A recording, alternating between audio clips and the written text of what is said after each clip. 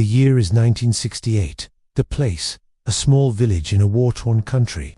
Amidst the chaos and destruction, one woman stood tall, a beacon of hope for her people. Her name was Sarah. Sarah was not a soldier, but when the soldiers came to her village, she was the one who took charge. When they threatened to burn down her home, she stood in front of it, shielding it with her own body. When they demanded that she hand over her son, who was a member of the resistance, she refused, hiding him in their basement. For days, she endured their threats, their taunts, and their beatings, all while protecting her son and the resistance members who had taken refuge in her home. She led them through secret tunnels, supplied them with food and medicine, and most importantly, gave them hope. Hope that they could win the war. Hope that they could take back their country from the hands of the oppressors.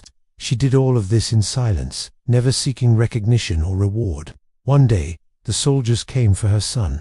They knew he was there, and they wanted to make an example out of him. But when they entered the house, they found only Sarah. They dragged her outside, and in front of everyone's eyes, they took her life. But Sarah's spirit lived on in the hearts of her people.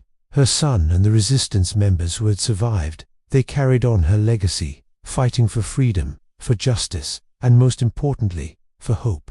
They fought not just for themselves, but for Sarah, the unseen hero who had sacrificed everything for their cause. Years passed, and the war finally came to an end. The country was free, and the people could finally rebuild their lives. They rebuilt their homes, their schools, their hospitals, and most importantly, their hope. And as they looked around at the new world they had created, they knew that it was not just their victory, it was Sarah's victory too. And so they named their new capital after her, a city that would become a symbol of hope, a reminder that even in the darkest of times, one person can make a difference. And that person was Sarah, the woman who had changed their lives forever. This is the story of an ordinary woman who did extraordinary things. A woman who was not a soldier, but who fought like one. A woman who was not a leader, but who led by example. A woman who was not a hero, but who became one. This is the story of Sarah, the silent hero. Thank you for watching.